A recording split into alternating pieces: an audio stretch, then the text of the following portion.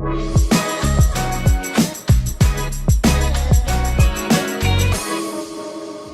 Bennie Wiley. I am the proud mother of Pratt, Wiley, and B.J. Wiley Williams. We talk about financial planning. We work as a team. I work with both my son and my daughter. Sometimes I work with one on one aspect of plans and the other on other aspects. My son is a lawyer like his dad. My daughter is a business person like my background.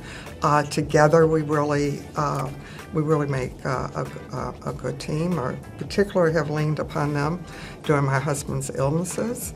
And since his passing, I can't imagine how difficult it would be if I didn't have each of my children to partner with me as we go through this journey. I'm delighted to be here with my daughter. I am B.J. Wiley Williams. I am the founder and CEO of a healthcare startup. It's called So Hooked, where we are a turnkey wellness platform where we help employers support their well-being and employee engagement. I'd like to add that B.J. and I are the first African-American mother-daughter graduates of Harvard Business School. We're very proud of that. I'm currently primarily a corporate director and trustee. I serve on several corporate boards and nonprofit boards. I've had the pleasure of helping to build an organization in Boston that is the premier organization for advancing African Americans in positions of influence and leadership, and it continues to thrive after 35 years. My husband was always planning for the future.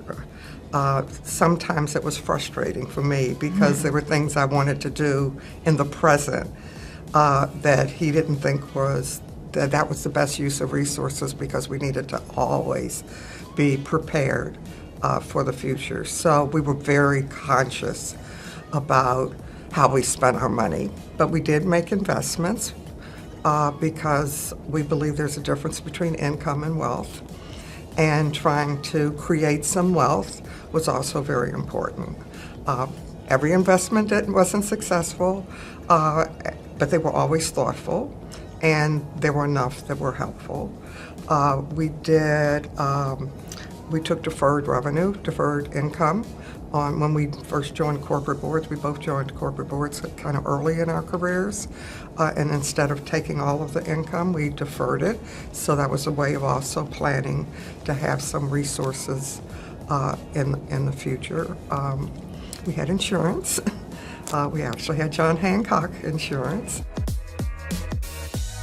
When I think of retirement, I think of planning to have the resources to live whatever lifestyle you envision yourself living in once you're not working any longer, once you're not earning income. When I think of preparedness, I think of planning for not knowing what may happen in the future. There may be illnesses, there may be opportunities, there are a lot of ways life may turn and twist that you don't expect, and it's always good to be preparing as best you can for those unexpected incidents. Just to kind of build on that, so you know how you say you marry your father? My husband definitely is a planner for the future as well, as we both are. I mean, both of us. I think one of the things I got from my mom is definitely make sure, as being a wife and being part of the income creation, also being part of the investment decisions and the financial planning, having very candid conversations. My mom mentioned one of the things that was important was creating wealth, and one of the best ways Black people and all types of people can create wealth for themselves and for their community is through entrepreneurship, is through owning businesses, is through kind of investing in our own and sort of doing our own thing. And so one of the biggest ways that's been helpful is investing in our business, right? And so investing in, and then also making sure as we get income and we put, monies aside for our retirement, we put monies aside for our investments, we invest in other businesses, we invest in other things that we think are important throughout the community. And so I think just always kind of starting with a template that we can do the things we want to do, but let's be strategic about it, and let's make sure that we're not just planning for what we want to do today, but we're planning for what we want to do tomorrow, and what we want to also be able to do for our community. It's hard to separate what my husband and I did from what I'm doing now. First of all, I haven't been a widow that long. But I do have my own income. I'm on a corporate board, so I'm continuing to earn income. I have my own deferred revenue from the boards that I serve on. I was a party to every investment that we made, that now I'm the key person that's managing those investments.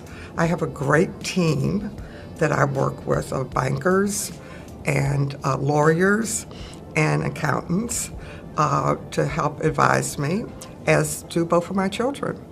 They now are a part of, they're on all of my accounts, so that if anything happens to me, they have access to it, but also they can be a party to helping to make some of the decisions, because I trust their input and their judgment. But I would say I feel thankful that I have and one of the things I advise young women is to always have their own lives. And I don't mean something that's totally different and separated, but where I have my own income, I have my own interests, I have my own investments, even though my husband and I always made choices and decisions together. I think it would be really, really hard now otherwise.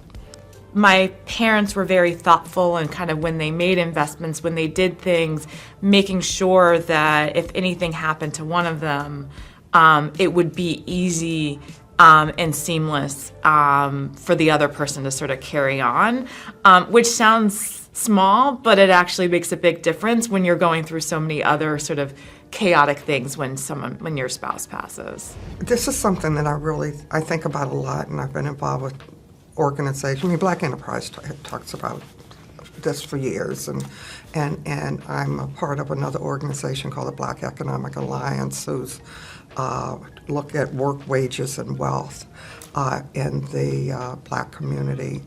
And I think our greatest challenge is really changing the mindset about income versus wealth, and about how we create wealth.